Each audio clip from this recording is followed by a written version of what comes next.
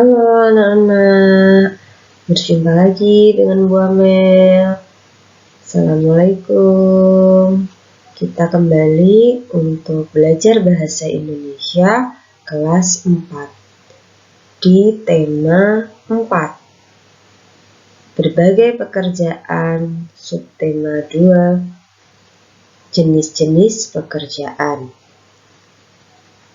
Untuk bahasa Indonesia kelas 4, kita akan belajar tentang tokoh, peristiwa, inti cerita di dalam buku sastra atau di dalam cerita. Yuk simak baik-baik.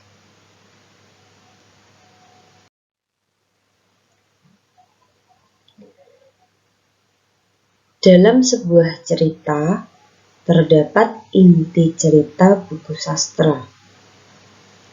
Ada tokoh cerita, ada peristiwa, inti cerita. Inti cerita dapat diketahui dengan cara membaca cermat. Nah, tokoh cerita itu adalah pelaku di dalam cerita. Tokoh dibagi menjadi 2. Tokoh utama dan tokoh tambahan. Tokoh utama, tokoh yang berperan di dalam cerita itu dan sering muncul dalam cerita. Tokoh tambahan, tokoh yang mendukung tokoh utama.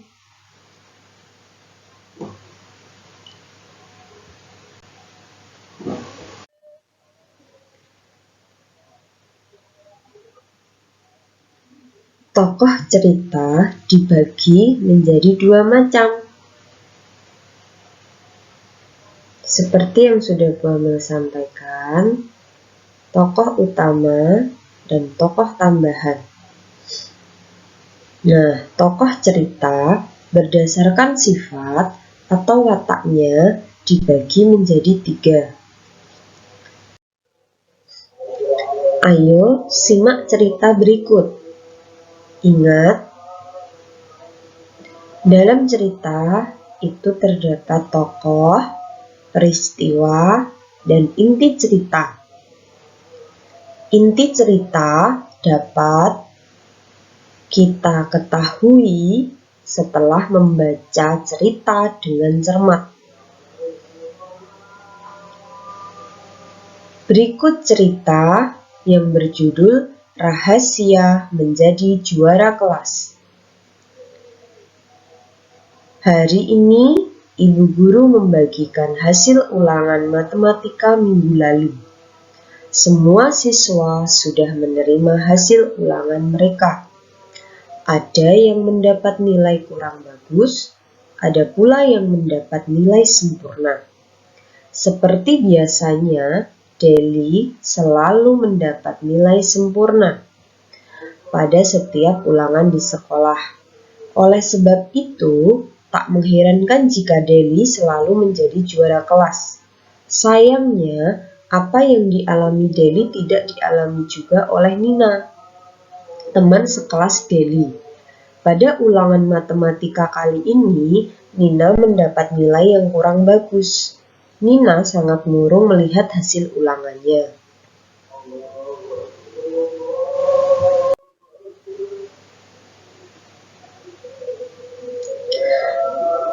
Saat jam istirahat, Nina menghampiri Deli di kelas. Ia ingin sekali mengetahui rahasia Deli untuk menjadi juara kelas. Selama ini, Nina dikenal sebagai siswa yang jarang berbicara dengan teman-teman. Namun kali ini, ia pun memberanikan diri untuk menanyakan hal itu pada Deli. Deli, apa rahasiamu sehingga bisa selalu menjadi juara kelas sepertimu? Tanya Nina. Nina, aku tidak ada rahasia apapun untuk hal semacam itu. Kalau kamu ingin menjadi juara kelas dan memperoleh nilai bagus, kamu hanya perlu rajin belajar, jawab Deli. Aku juga belajar setiap pulang sekolah, tapi mengapa nilai ulanganku tidak bisa selalu bagus sepertimu? Aku sangat sedih, Deli. Ingin sekali aku menjadi sepertimu, jelas Nina. Jangan sedih, Nina. Mungkin kamu perlu belajar lebih giat. Selain itu, jika ada pelajaran yang kamu kurang mengerti, jangan malu untuk bertanya kepada guru, orang tua, atau teman-temanmu, saran Deli. Nina senang sekali mendapat saran dari Deli. Nina pun mulai lebih giat belajar. Ia juga mulai membuka diri kepada teman-temannya. Ia sudah mau bertanya tentang pelajaran yang kurang ia kuasai selama ini kepada teman-temannya, termasuk Deli. Nina bertekad untuk mendapat nilai sempurna pada ulangan berikutnya.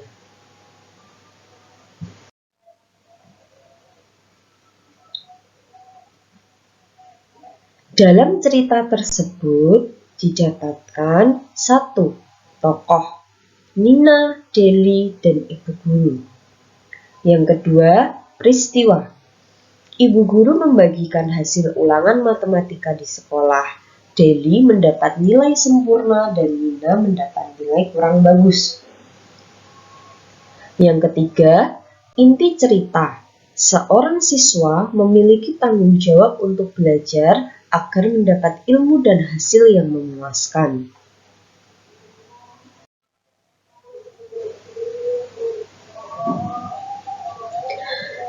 Menentukan pesan moral dalam cerita. Yuk, simak baik-baik.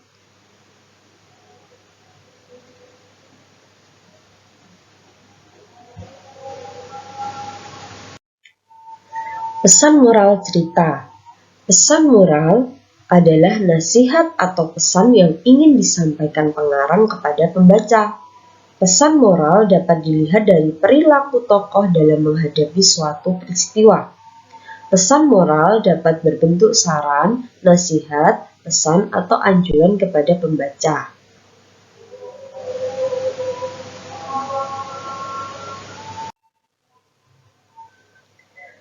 Pesan moral dapat diketahui secara tersurat atau langsung dan tersirat atau tidak langsung.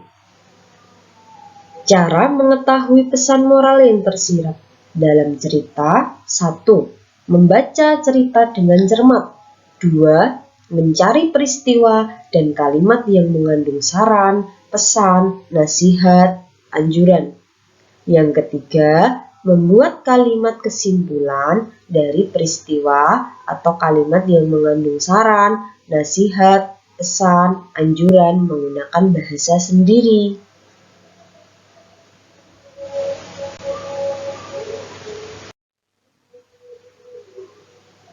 Ayo baca cerita Cecak dan Rusa.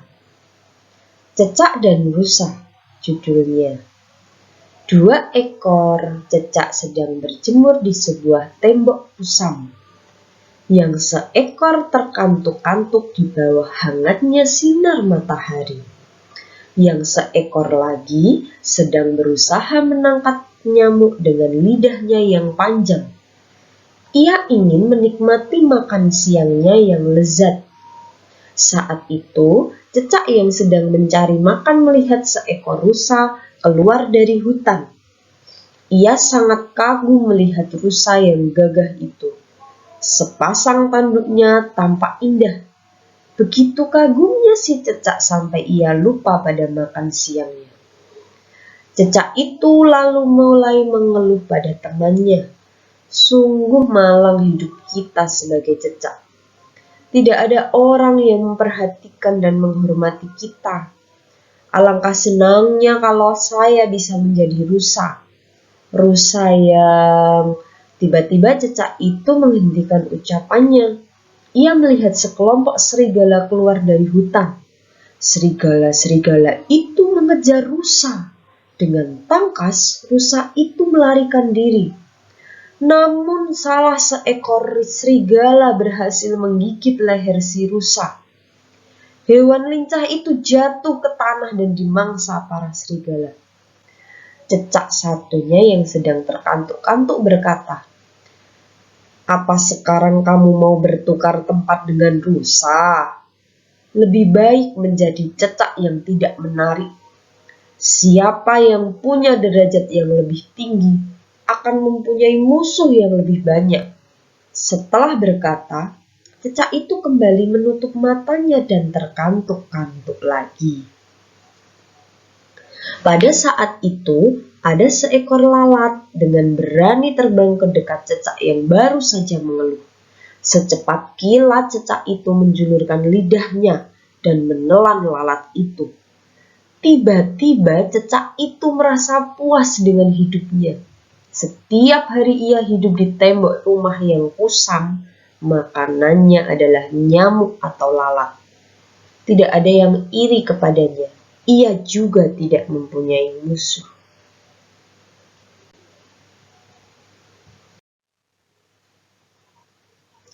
Pesan moral cerita cecak dan rusa.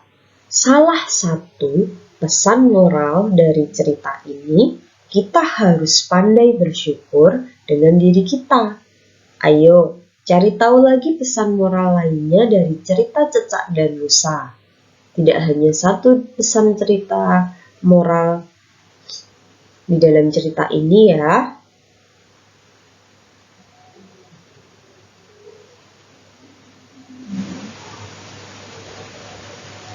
Apa saja pesan moral dari cerita ini selain kita harus pandai bersyukur dengan diri kita? Kita tidak boleh iri atau kita harus menghargai diri kita sendiri. Gitu ya.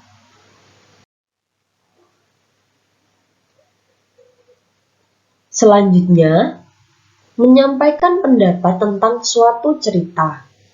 Dalam menyampaikan pendapat, kita perlu memperhatikan beberapa unsur di dalam cerita, antara lain tema, tokoh, dan pesan moral. Hal-hal yang perlu diperhatikan dalam menyampaikan pendapat suatu cerita adalah memahami tema cerita dan menuliskan pendapat dengan bahasa singkat yang jelas.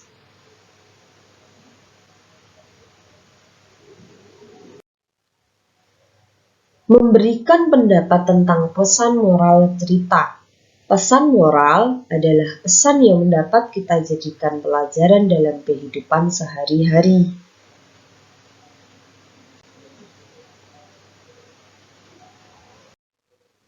Contoh pendapat mengenai cerita cecak dan rusa.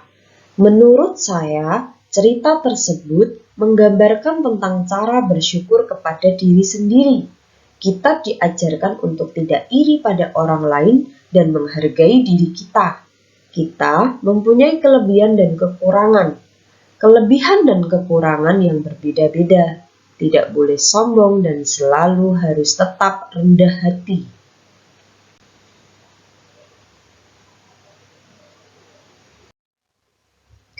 Terima kasih. Jangan lupa untuk menyimak dan memahami penjelasan Bu Amel dari awal sampai akhir. Dan silahkan like, subscribe, dan komen ya. Komentar kalian yang baik Bu Amel tunggu. Wassalamualaikum warahmatullahi wabarakatuh.